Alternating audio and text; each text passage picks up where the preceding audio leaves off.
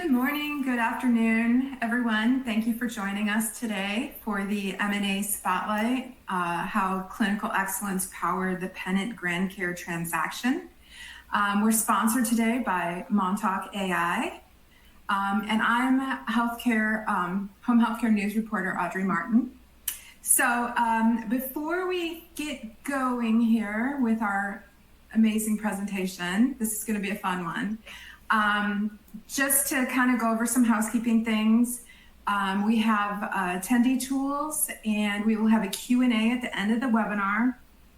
Ask questions anytime. We will, you just put them in the Q&A box there, and we'll get to them as we go along at the end of the webinar. Even if you're watching this on demand, you can still ask questions, and we will get back to you. We'll share those questions with the presenters, and we'll get back to you later on. You can also expand your view of the slides by using the icon at the top right corner of the slide widget. And all of the boxes on your screen there can be resized and moved around for your preference. Attendees will receive an emailed link to view the on-demand recording as soon as it becomes available. It will be available on the Home Healthcare News website. If you experience any technical difficulties during the webinar today, close out of any other open browsers or applications and refresh your internet browser.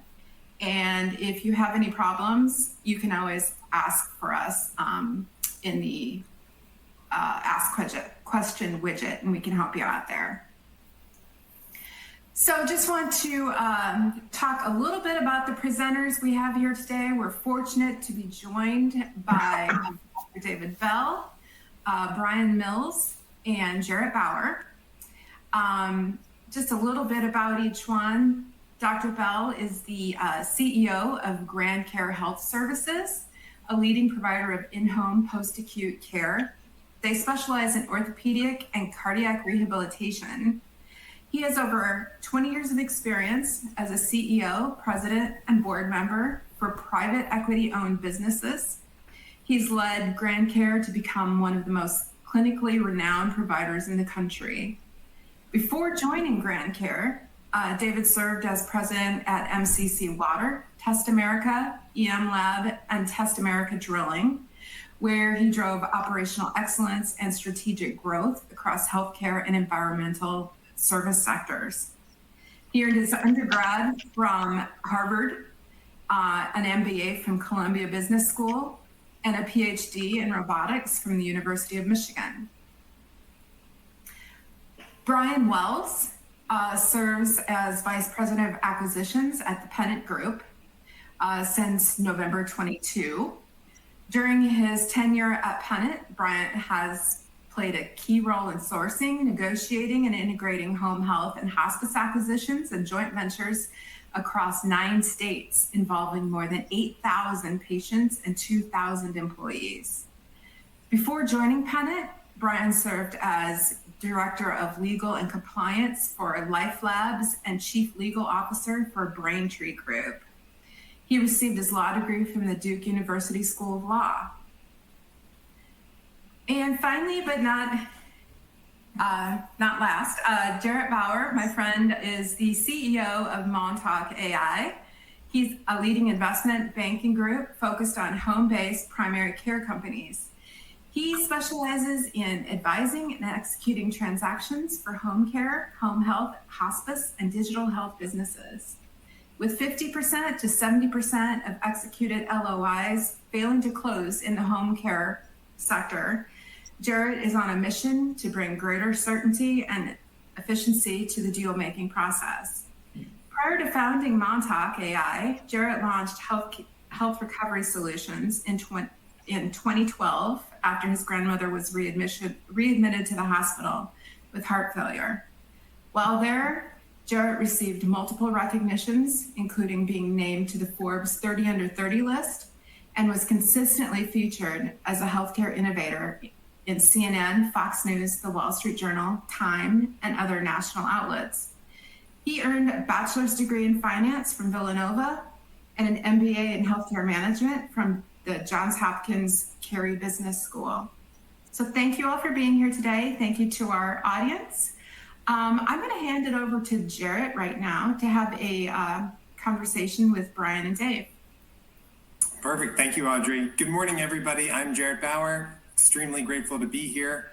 Just something to note, John is not going to be on this call today. He is delivering on Pennant's mission of delivering life-changing care, and has placed all of his trust over to you, Brian, to talk about how your acquisition strategy supports the mission of Pennant. So we are going to go through questions to Brian, Dave, and then Audrey's going to ask me some questions at the end on the transaction. But first, the question to start it all off, Brian, tell us about Pennant's acquisition strategy. Yeah, thanks, Jared, and appreciate the chance to be here with all of you. I know some of our attendees are probably either your owners of home health and hospice agencies who are maybe considering selling or transitioning at some point, or maybe you are strategic buyers as well who are trying to hone your own strategy. And so I'm excited to get a chance to spend a few minutes with you talking a little bit about Pennant's strategy and specifically this transaction with David and the folks at GrandCare. I think to understand Pennant's strategy, the place we have to start is really our operational model. So what's a little bit unique about Pennant and the way that we operate is that we really believe that healthcare is best delivered at the local level. And so what that means is that we really focus on local leadership and give a lot of ownership in terms of the way that they operate, the decision making to those local leaders. Even though Pennant's a large organization, a publicly traded organization, really the decisions that are made that affect patients every day are made at that local level. And so that unique operating model, which is really a largely decentralized model, means that when we grow, our strategy is focused on I would say three key things. The first is we start with first who, then what. And what I mean by that is, in addition to being a healthcare company, Pennant really is a leadership development company. And we have a robust leadership development program we call a CEO and training program. And so we're developing leaders all the time. And when we're looking for acquisitions, part of what we're considering is, do we have a leader who is prepared to go and lead a business in that geography or that business line? And that's the first question, is do we have a who? Do we have a person that we identify as the right leader for that potential acquisition?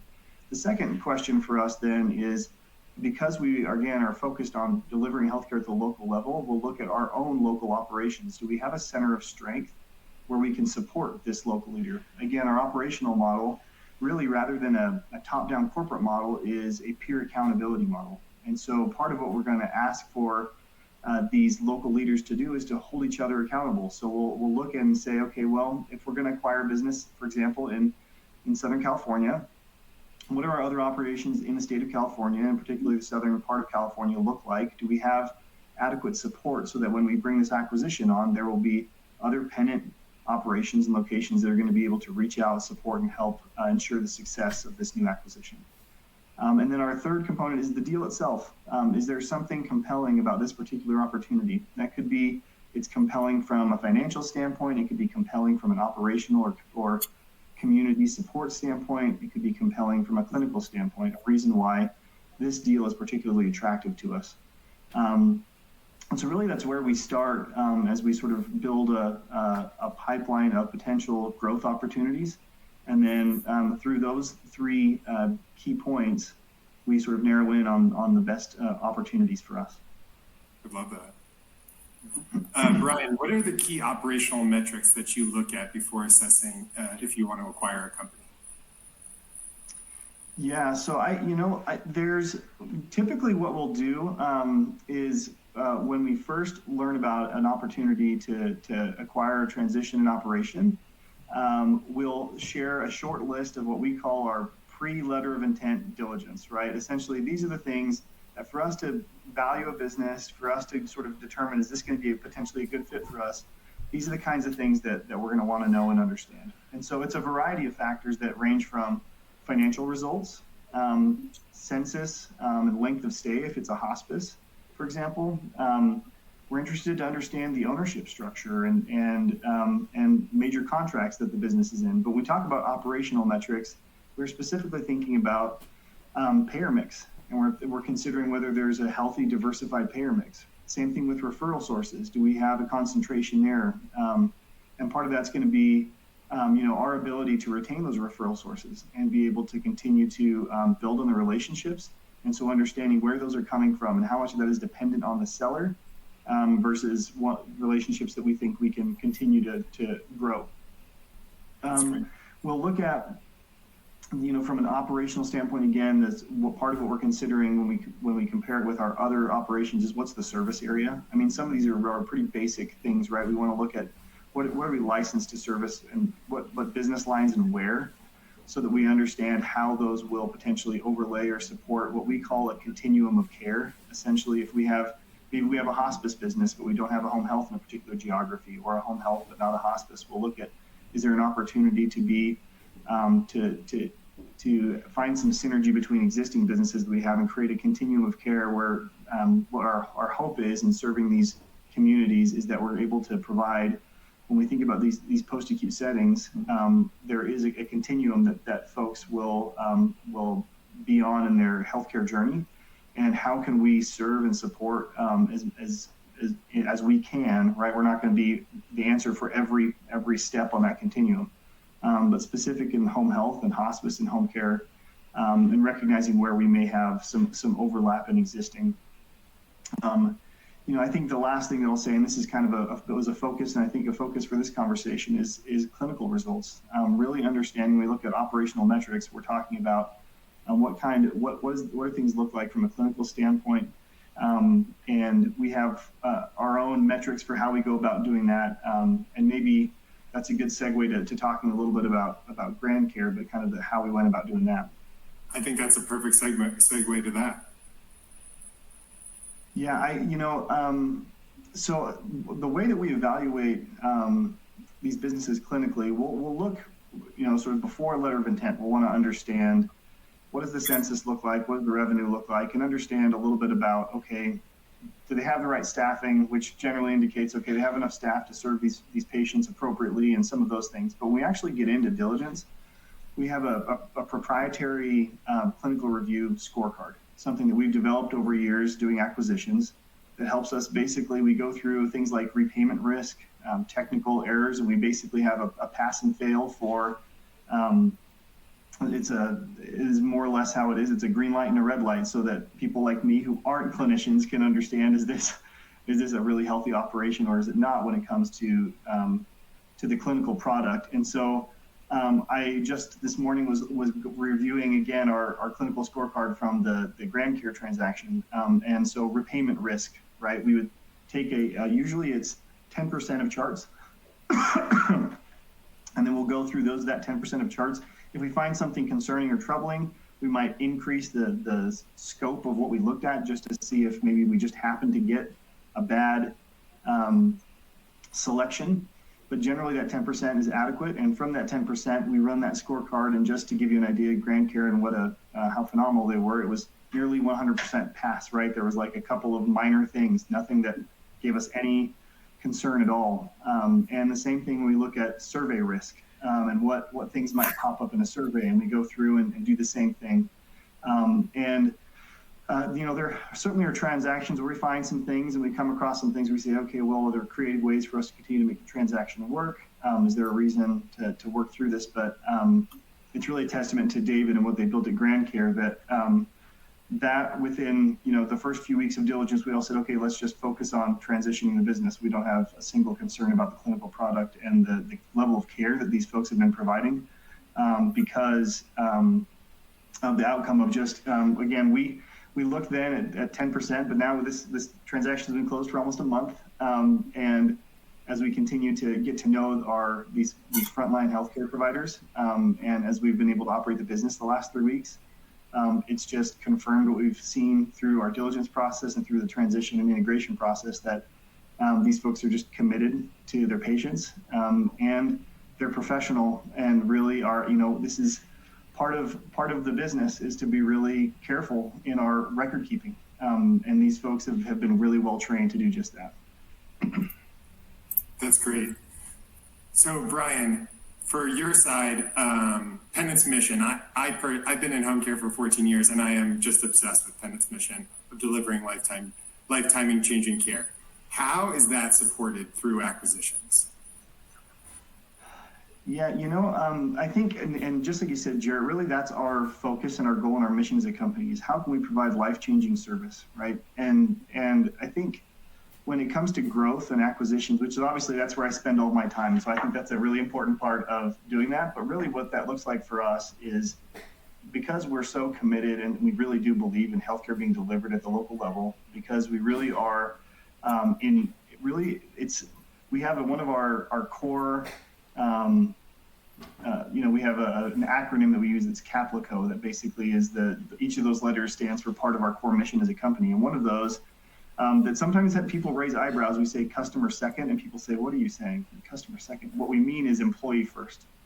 The best care is provided by healthcare providers who are engaged and supported by their employer, right? And so from our standpoint, how do we provide life-changing service? We create meaningful employment opportunities for leaders, for business leaders, operational leaders, but for these clinicians, right? And folks who are supporting and loving and serving these patients. And we really believe that our unique operating model creates a pathway to that, both really meaningful employment opportunities, which means engaged healthcare providers. And it's an opportunity for us to then take that local supported and driven healthcare nationally. And so when, I think, why do we grow? Really at the heart of it for us, the reason we grow is because we think this model is a meaningful way. And obviously we're convinced it's the best way to support and serve these patients. And so we want that every patient in the country to have access to a hospice or a home health agency like the kind of hospice and home health agency that we know we're capable of operating and the kind of care and clinical quality that we're able to provide. And so that's really at the core of our growth is really our mission for providing that life-changing service to all the patients that we have the privilege to serve. That is so uplifting and it's so unique and special that Pennant looks to partner at that local level. Why do you think that's also just like another thing that kind of separates you from other groups in the same realm that you are in? Yeah, I mean, I think the reason why, and I've stressed that today, and the reason I feel strongly about that is the further away we get from the patient, maybe our decision making in terms of how to support and care for that patient can be detached, right? We're looking at general metrics and sort of generalized data rather than knowing and understanding the individual patient. And so how do we get as close to that patient in terms of our decision making as possible? And there's, of course, we have, industry best practices that we share from our service center, and we share services to be able to create operational efficiencies from things like finance and human resources and legal. There is some of that. But really the decision making for, what referral partners are the best partners, that's a local decision. And how do we best, what's the best payer mix for this community? What's the best way for outreach, right? In the community, what are the best community partners for us to be able to reach the most patients? Those are decisions that someone who's there in the community really needs to be making, right? And so giving our local operators the freedom and the leeway to recognize, like, hey, this is an ownership opportunity. Really, it's a meaningful ownership opportunity for you to not just own financial results, but clinical results and community engagement and relationships. And that makes all the difference in the world. Love that. Okay, switching the conversation over to you, Dave. Over the last 2 decades, GrandCare has built a reputation of superior outcomes. What are the key ingredients to your 5-star ratings? Yeah, well, if you don't mind, before I dive into that, let me just say that, it was over 6 months ago now that I had our first conversation with Brian and with the Pennant team. And I was just reflecting as he was speaking that, the words he's saying now are the same words, more or less, that he said when we first met. And at the time, of course, I was hearing similar things from, many buyers. But I'm struck and impressed more and more as I, progress through this process that, Pennant and Brian, mean every one of those words in ways that I think maybe aren't typical in our industry. And so I just want to say, what he's saying now is exactly what he told me and is exactly what he did and what the whole organization did. So, Jared, not to dodge your question, but, just hearing him talk. I think that's needed. That's back. Needed. That point is needed. Thank you for saying that. In terms of quality, our first value is delivering the level of quality that we would want for ourselves or for our family at GrandCare. And every healthcare organization has some version of a quality metric that sounds like that. But we've worked very hard to live up to that value, I think, in ways that go beyond it. And so, a value isn't just something that you put on paper. A value is something that has value, that you are willing to trade something else for. So, something that you're willing to trade money for, willing to give up, economic outcomes for. We have always viewed our first value of quality as one that, we are willing to make sacrifices to achieve. I think you can't get around that. You have to have that DNA in your organization. And we're very glad to be associated with an organization now that shares that quality. So I know that is being handed off to an organization that will continue that pursuit. More specifically, you can't. I believe that you can't achieve quality and efficiency and financial outcomes if you don't prioritize things correctly. And my view is that everything follows from excellence. Quality is just one aspect of achieving excellence. And what we tried to do was achieve excellence. And that means a bunch of things. But one of the things that means is avoiding making mistakes. A lot of what leads to bad outcomes for patients, a lot of what leads to bad experiences is somebody made a mistake somewhere and somebody else didn't catch it. And that patient suffers. They end up readmitted or whatever. And so, it all comes back to you got to prevent the errors from happening in the first place. And it isn't just a matter of making everybody try harder. You have to build systems, you have to build your culture, you have to build your values so that happens. So specifically, we build metrics that measure things in real time. We align those metrics with what our payers want specifically and our providers. So we deliver low admissions, et cetera, and we measure. And then we pursue excellence. So we try to hire excellent clinicians and we reward them when they deliver excellent care. We reward them above market when they deliver excellent care because they're better and they're doing a better job. And then I think, something that people lose track of a lot in this is when you talk about quality, you're talking about something which is relative to other people, right? You're being graded on a curve. If you do what everybody else is doing, you will not be excellent in quality. You have to do better. You have to do beyond what other people do. So, I know there's a lot of people out there, and I'm not speaking negatively about any organization, but, if your view of quality is, hey, we're going to clear all the errors in SHP and now we're good. No, that doesn't get you there because that's what everybody else does, right?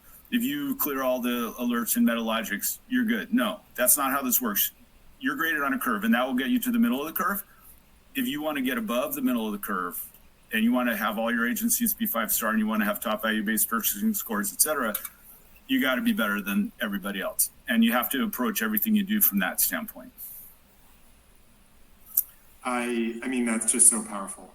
That's so powerful. So Dave, what qualities did you look for when evaluating groups to possibly acquire you?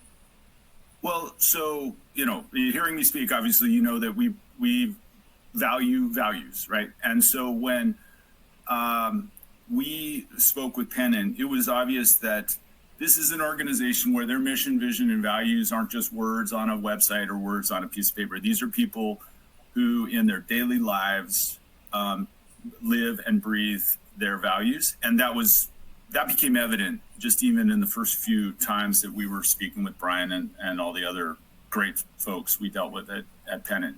So you want somebody in my view, you want someone who takes their values seriously. We wanted an organization that had a reputation for following through on their commitments. I mean, this is a marriage, right? In many ways, and you're going to have to deal with each other for a long time. And, it's always a little bit of a leap of faith, but Pennant and the individuals like Brian, who I dealt with at Pennant, said what they were going to do, and then they did what they said. And, that shouldn't be a rare thing in this world, but, we've certainly dealt with buyers where that was not the case.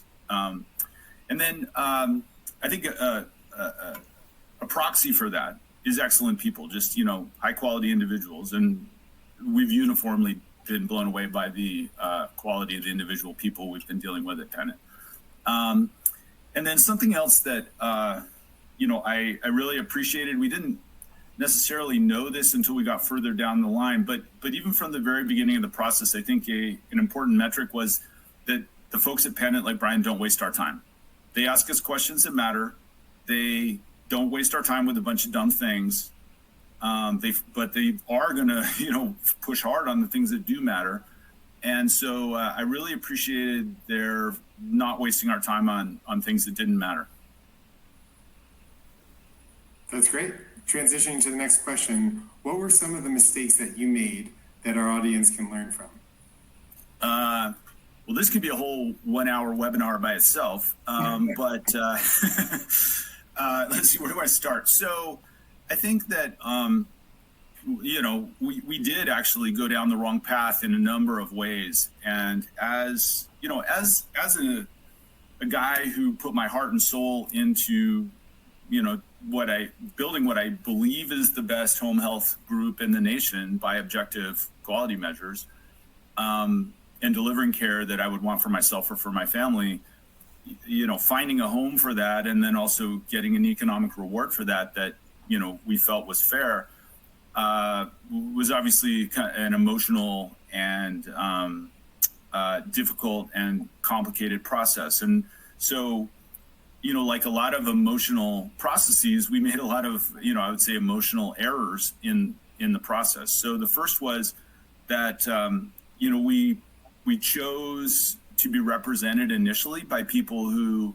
really, were going through the motions. They didn't have the values. They didn't have all this stuff I've just been talking about with excellence that we want. And so we wasted a lot of time not getting in front of the right buyers, not having the right conversations with buyers, not getting the right advice as how to deal with these buyers, because, the simplest thing in the world, choosing the wrong person to represent you. And so where we ended up was with, Jarrett representing us. And I'd say that was, it took over, I think, a year and a half for us to finally get there. But once we were working with the right person, the process went quickly and smoothly.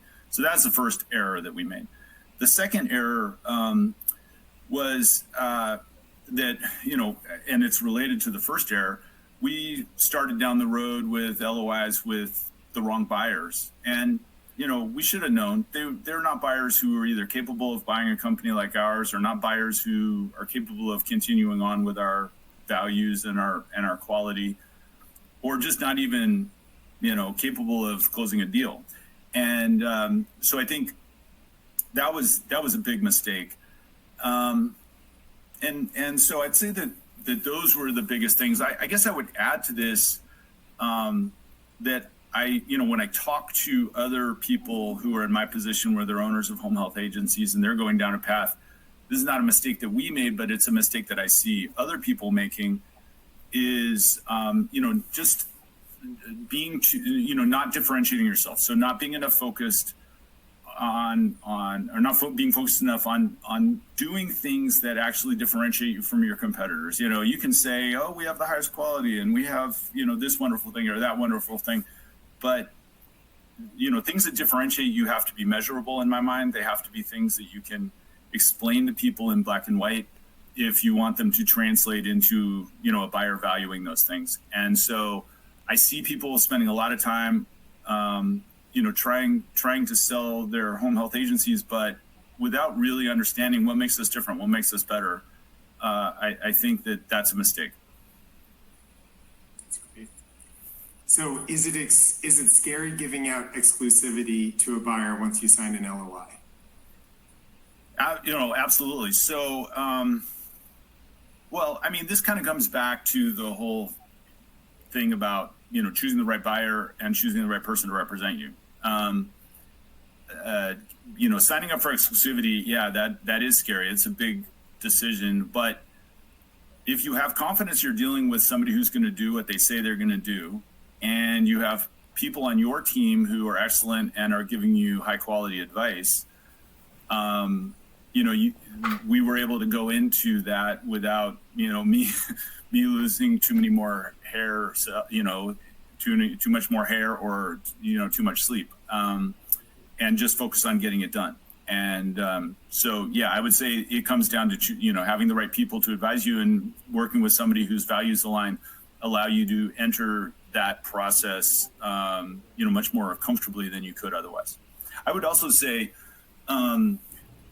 that it's important to understand what you want. And it sounds like a simple thing, but as a seller, I know there are a lot of people out there who kind of in some sort of vague general sense want to sell their company, and they maybe have visions in their head that they're going to have a bunch of money and they're going to go live on a beach. But having a very specific view as to, okay, what am I trying to accomplish here? Again, with metrics, so that you can have a rational conversation with a buyer about, like, here's what I need, and not have to change your mind 20 times afterwards, is really important. And again, having good advice helps with that. That's so valuable. There's so many owners out there that are looking for that advice. So what else, double clicking on that, what else would you say to some owners that are looking to sell their business? If diving a layer deeper, the average home health agency out there is average, right? And if you are an average agency, you're not going to have the outcome that you would like to have. And so I think you got to figure out a way to differentiate yourself from other people. In the period leading up to our transaction, we focused really hard on improving our profitability, improving our clinical outcomes. They were already excellent, but we double clicked on those things. One of the things that I see a lot of owners do is they say, okay, I've been running an average agency for the last 20 years and I haven't been paying attention, but now I'm going to pursue excellence. And that is just not, that's a hard thing to do suddenly. But okay, so if you're going to try to suddenly do that, my advice would be, a lot of what people tell you is, okay, cut costs, figure out how to make your clinicians a little bit more efficient. And I believe that's backwards. I believe that what you need to do is focus on clinical quality, operational excellence, financial excellence, and that's a holistic endeavor. But it boils down to one very simple thing, which is you need to prevent errors from occurring in the first place, because half of what everybody in your company spends all day long doing is cleaning up errors that they made or somebody else made, finding errors, checking errors, triple checking things. And if you want to make your business more efficient and ready to sell and ready to pass diligence with, an excellent group like Pennant, you can't have a bunch of errors. You got to prevent them, and you can't fix it by just triple checking everything. This is probably the main thing that I see a lot of owners doing is like, hey, we're suddenly going to focus on efficiency, but efficiency actually makes the error, if you're not careful, efficiency will just make the error problem worse and lead you to, not better financial results and a not better outcome in a sale. Front load. I love that answer. So what excites you most about being part of the Pennant family now? Well, again, kind of getting back to this idea of being clear about what you want, one of the things that I am most excited about, the thing, frankly, that I'm most excited about is that this team that I've poured my heart and soul into for the last 10 years is in good hands. They have, you know, it's not literally true that it was zero, that nobody was laid off, because I was laid off, but you know, basically nobody was laid off. You know, they took the entire team, just like they said they were going to do, and they gave them all good homes. And you know, I really appreciate that.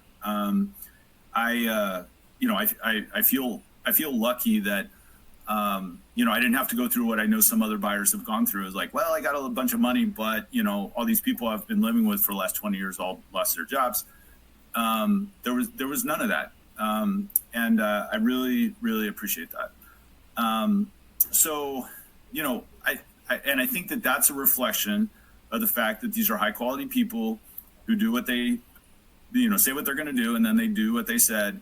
They live their mission and values, and you know, what I hear from my employees, is my former employees now, is that they are excited, they are positive about the future, they see personal growth opportunities, and you know, so that's what I'm most excited about, you know, that of GrandCare being part of Pennant.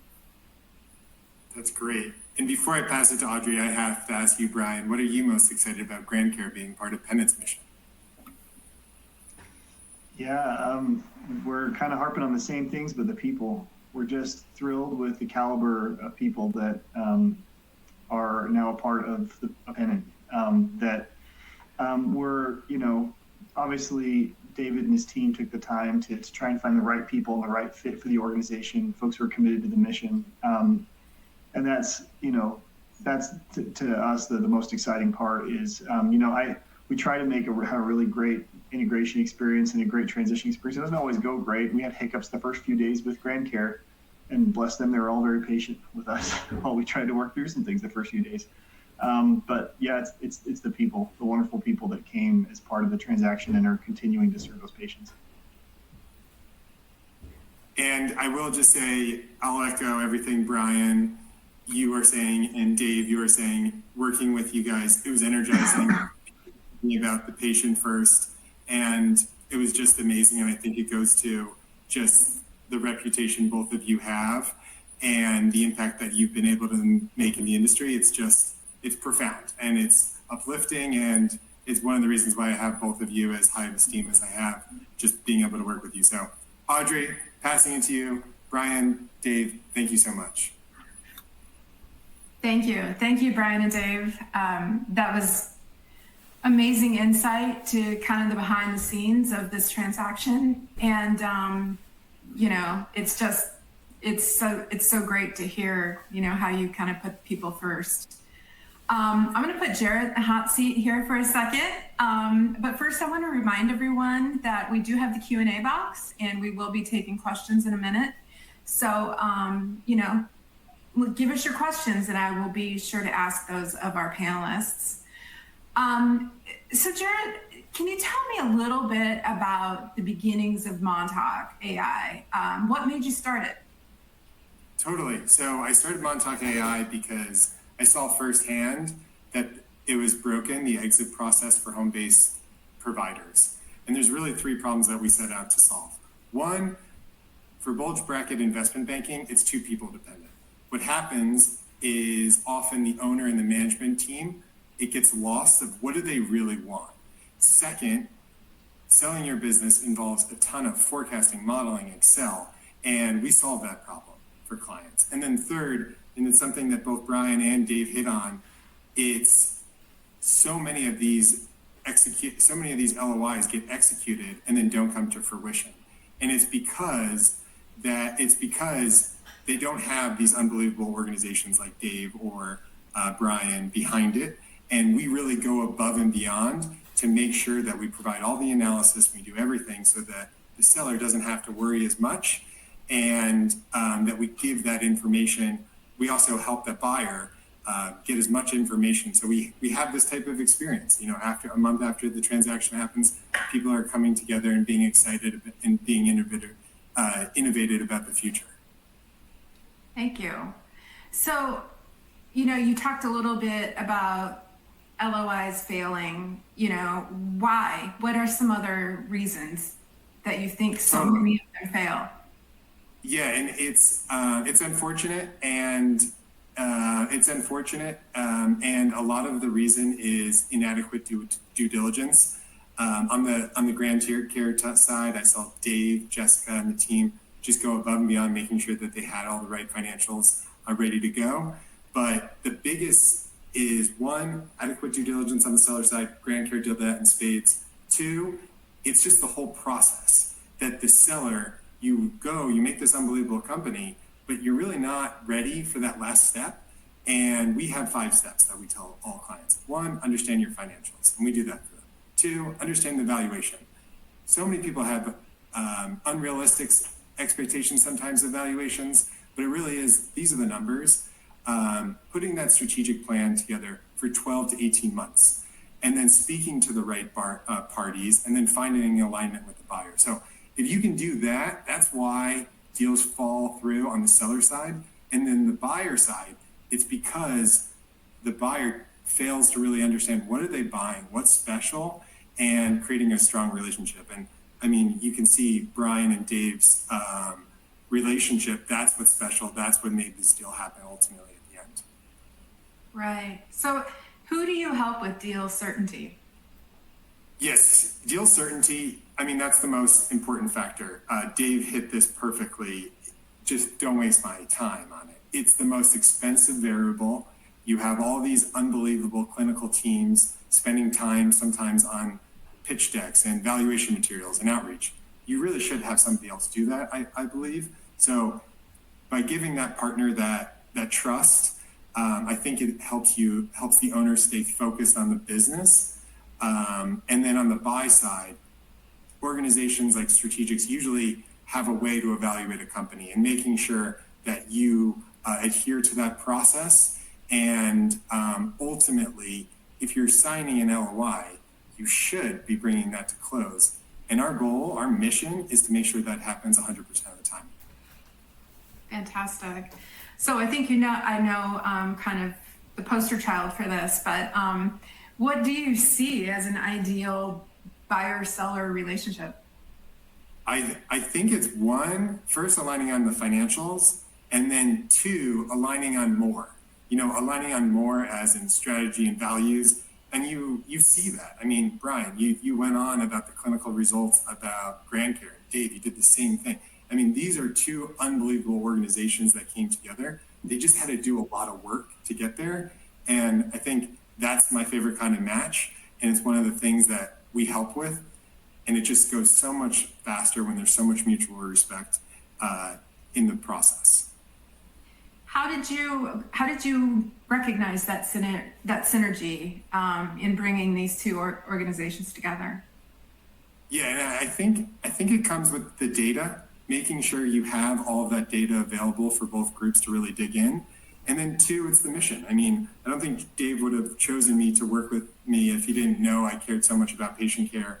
And I said I'm obsessed with Pennant's mission. I mean, delivering life-changing care, and it's supported through acquisitions. How powerful is that? Like, those are 2 organizations that are meant to be together, but ultimately it's about, and Brian hit this a little bit, maybe service area, what are they trying to do strategically, but just giving all the data to everybody so you can have that alignment, because you just don't want to be wasting time in this process. Right. So, final question from me to you. What should groups looking to sell know about due diligence? I think start early, and then making sure that you're creating a lot of the due diligence in a post-close world. So making sure it's clean, it's predictable, and really getting a grasp on the numbers so the business can thrive as soon as that transaction happens. Fantastic. So we do have some great audience questions here. I'm thinking that this first one is for Brian. Do you acquire agencies in similar territories? And if so, how does that fit into the Pennant strategy? That's a great question. We do. I would say, generally speaking, we don't have overlapping service areas except for in larger metropolitan areas where we feel like there's enough room there to have more than one business. There's a couple places where we found we've really been able to expand our influence in the home health space in particular. And the most effective way to do that was by having two agencies in Tucson, Arizona, is the one I'm thinking of. So there we have two agencies there, and they compete with each other in some way, right? And push each other. And the result is that the patient care is better. We actually serve more patients there than trying to sort of grow a single agency, right, to double the size or something. So we do, but when a lot of our agencies are in rural areas as well, and in those cases, it really probably wouldn't make sense to do that. So that's part of the consideration as we look at the demographics of the area that we're serving and say, is this a place where it makes sense to have some overlap? Are we providing a different service in some way, creating a continuum of care? But that's kind of our thought when it comes to sort of looking at the similar territory.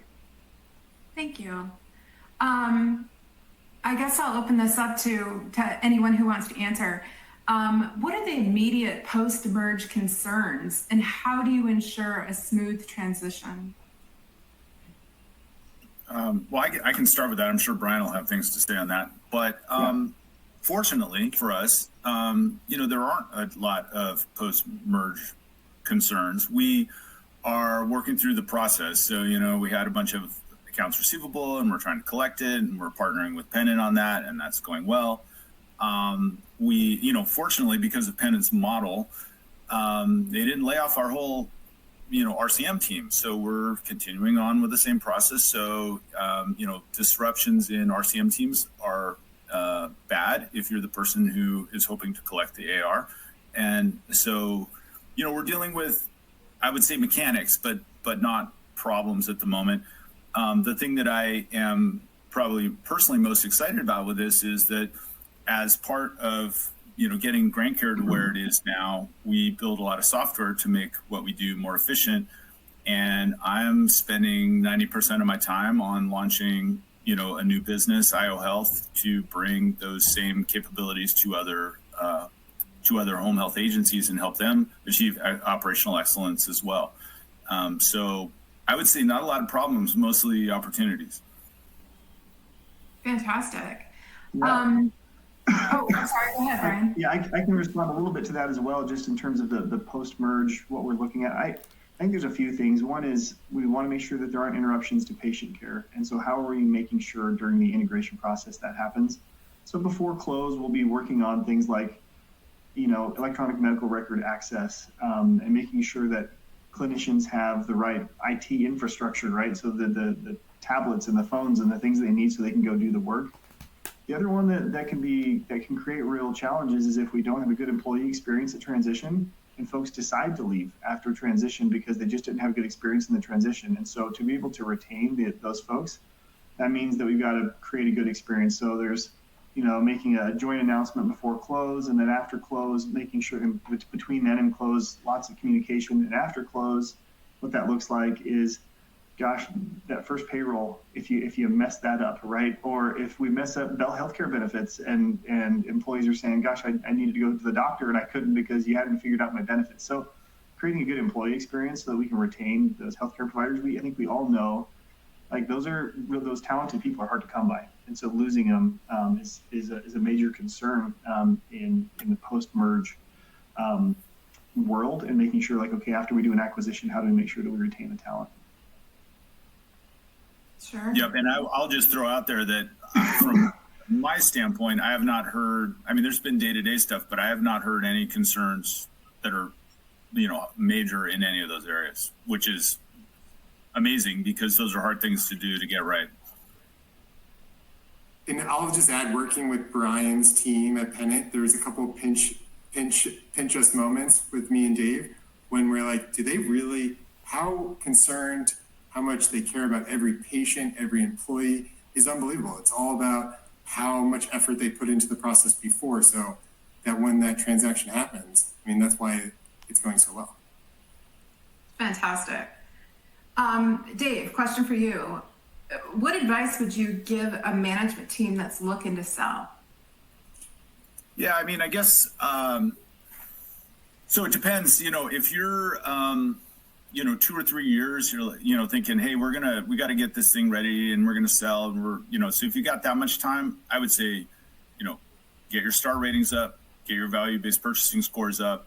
And again, I think that comes down to, doing the work kind of the hard way. Like, it's not going to be a matter of just, turning on some system or something. You gotta figure out how to prevent errors from happening in the first place, which means, hiring good people, reducing turnover, all the blocking and tackling. If you're closer in, if you're thinking, a year or 6 months or something like that, I honestly, I think, the software that we developed can help with that. It was designed for that purpose. In the last, I guess like 15 months now, we grew over 30%, and we did that with 0 additional staff. That obviously had a big impact on the bottom line and a big impact on the purchase price. And we did that while passing surveys with 0 findings, maintaining 5-star quality, and maintaining top value-based purchasing scores. The only way you can't do that by just pushing the noodle harder up the hill. The only way to do that is by preventing errors. If you got to have a clean process where you're not generating a bunch of errors.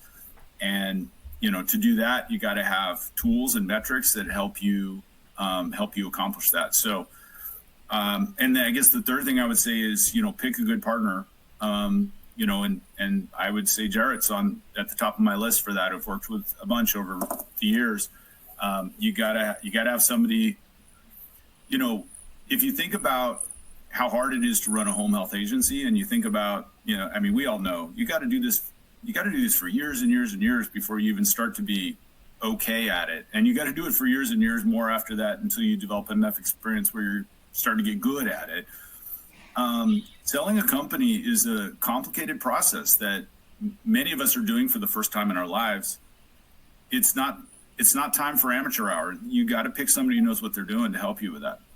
And, just because somebody's like your cousin's friend, that's not the right guy. You got to find somebody who, does this all the time, knows what they're doing, has a track record to help you, or else, you're going to be doing sort of a sloppy job of it. Thank you. Brian, I have one for you. How do you help Pennant differentiate itself when sellers are choosing between Pennant and another buyer? It's a great question. And I think Dave talked about this a little bit about how do you know if the buyer's the right fit for you? How do you know that they're going to be, that's the right buyer? And I think I think that there's some important questions to ask. One of the things that for us too, right? We want to know that we're acquiring a company that's going to be the right fit for us, so that there isn't like a major cultural upheaval, right? Like that it's going to feel so different, and this is going to be a really tough transition for folks. And so we try to be really transparent up front about who we are and the operating model and the things I've talked about in this webinar about what we care about. And so from the beginning, we share with folks if you're concerned about the legacy, right? We tend to keep the name, right? So if you're concerned about your legacy and that you've built something in the community that matters to you, if you're really concerned about your employees, right, and you want to know they have a good place and a good home, we can be a great fit. We're a competitive bidder, but we're not always the highest bidder. Sometimes there are private equity firms and others in our space that have the ability to say, I'm going to offer, I'm going to value it here and offer even more. I think, so for us in trying to identify like, hey, here's what makes us stand out, I think the other thing that both David and Jarrett pointed out is that we try to stress is certainty to close. That if we make an offer and we say this is how much we're going to pay and this is the day we're going to close, absent some major catastrophic unexpected event, that's exactly what we do. And we've been doing that. I've been in this role for about 2.5 years. And even before I was in this role, that's something that I think really matters to us, is the reputation, to say when folks come to do business with us that they can say, well, they told me they were going to do this and then they did it, right? And so that's something we stress in the first meeting, the first time we have a chance to meet with ownership, is look, in the end, it depends on what matters to you the most, right? And for some folks, the goal is like, I just want to get the most financial, the most I can get out of my business, and that's okay. those aren't always necessarily the best fit for us, because what we're looking for is, hey, do you really care about the clinical quality? Do you care about your employees? What's your goal for, having a legacy in the community? We have folks that we bought businesses from years and years ago that still come around to the Christmas party, right? Like that's their business, and that was their baby for 30 years or whatever, and they still come around because they're part of that family, and we want them to be. So I think being transparent with sellers about exactly who we are and what our plan is from the beginning is, because as much as it is like sort of selling Pennant, it's really also just about the transparency of saying, this is who we are and what we're going to do. And that's not the right fit for everybody. And that's okay, right? Like, not everybody's going to say like, oh, I'm in love with Pennant. But if we can share our story adequately from the beginning, then we can sort of, both us and a seller will know, like, yeah, this is a good fit for a transaction. Fantastic. Yeah, and double clicking on that, and in our case, that is exactly what happened. The transaction closed, despite actually some major ups and downs after signing the LOI. It closed exactly as in the LOI, except for the date. The date got pushed back because of things that had nothing to do with Pennant. But, it happened exactly as Brian said it would. That's great. That's great. I have another one for you, Brian, from the audience. What are realistic EBITDA multiples for home health? It's such a tough question, and I think the challenge is, and especially right now, some of you know the proposed rule that just came out and it changed reimbursement rates, and how's that going to impact it, and what can we really expect in this business? I hesitate, we're going to record this and put it on demand and let everybody, well, Brian said this is the number, right? So I'm a little hesitant to say. I guess what I would say is, from Pennant's perspective at least, we're actually, when we look at, we really are more interested in revenue and a revenue multiple than EBITDA in a lot of ways, because we know that we're going to change the operational model a little bit. And so how they might currently be operating under the current ownership might change a little, and therefore, because the operational expense structure changes, the earnings can change. So, if you were to go online and look, you could see there's a wide range of how home health operators perform from an earnings perspective. But actually, I wouldn't say that that's like the be-all end-all for me as a buyer, for Pennant as a buyer, to say like, oh, if they don't have this percentage of earnings, right? If their EBITDA isn't at least this, then I'm not going to buy it. So I know that's probably not the direct answer. You just wanted me to tell you a number. I know that's not a direct answer you're probably hoping for from me, but that's kind of my general feel on it. Is it's going to be a range. It's going to depend on how you're operating your business, and actually it fluctuates to even from one part of the country to another. And at least as a buyer, that's not sort of the most important financial measure from my perspective, right? What your earnings are. Thank you. I'm trying to be cognizant of time here, but I have another one for you, Jarrett. If I'm a buyer, how do I get the info on companies you're representing? Yeah, if you just want to email us, our website, or my email is there. We're representing a lot of good companies across the country, so just reach out and we would be happy to let you know who we're representing. Great. What does your typical client look like? Between $10 and $50 million in revenue. That's really where our sweet spot is in home care, home health, or hospice industry. Fantastic. And I think what Dave said was right, just trying to be a great company, like doing all the right things for forecasting and making sure that everything's in order. So if the right buyer comes along, there's a deal to be made. That's great. Well, I want to offer congrats to all of you. This is a deal that I've been following for a while, and it's great to see it come to fruition, and I wish everyone the best of luck. I want to let everyone know once again that if you have questions,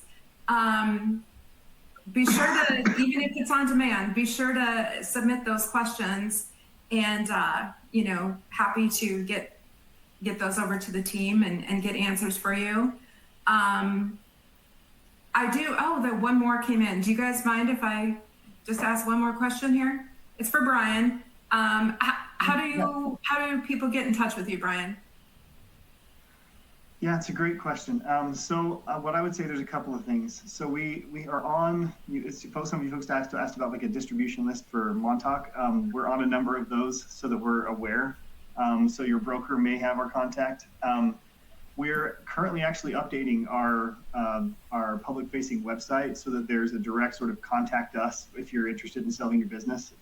That's right there on the website. But I would say the best way to do if you're interested in selling it is to contact us. I'm not sure if we can drop it because it is kind of a long email address. I'm not sure I can drop it in the chat or something here, but it's cornerstoneacquisitions@pennantservices.com. And Cornerstone is the name of our home health and hospice specific business line. And so that's where that name comes from. And that's the distribution list that goes to myself and all of my partners, my operational partners that are growing around the country. Fantastic. Well, again, thank you so much for everything, for being on this webinar today. Audience, if you wouldn't mind, we'd love to have your feedback. So if you wouldn't mind answering our little survey there. Again, we'll have this on demand. And thanks again to everyone who attended and to our panelists. Have a great day. All right, thanks, Audrey. Thanks, everybody.